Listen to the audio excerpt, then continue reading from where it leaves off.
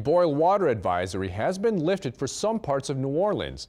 At a late-night news conference, the Sewerage and Water Board announced that on the east bank of Orleans, areas west of the Industrial Canal in the lower 9th Ward are now no longer under the boil water advisory. But still, New Orleans East, Venetian Isles, Lake Catherine, and Irish Bayou, you still are under a boil water advisory tonight. And even if you can use your water now, officials say water pressure is still a big concern for them. Chris Jackman has the story. It is extremely important to continue conserving water.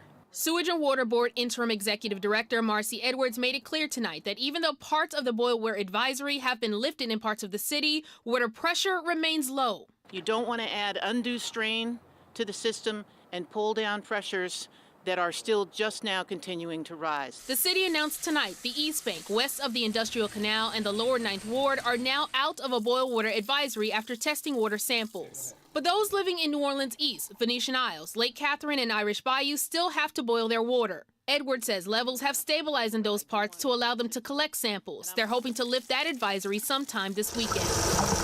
From road closures to little or no water in their homes, the frigid temperatures and precautionary boil water advisory have been a pain on residents over the past few days.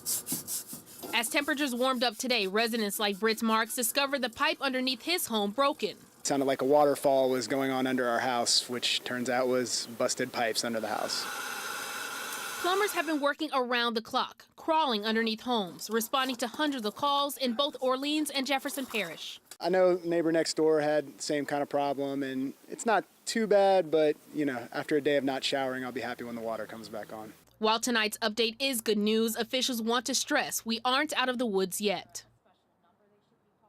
That was Chris Jackman reporting. The Sewerage and Water Board is also encouraging residents to look at their property for those broken pipes. They also say they've been flooded with calls, and if you haven't gotten through yet, to please continue to call them.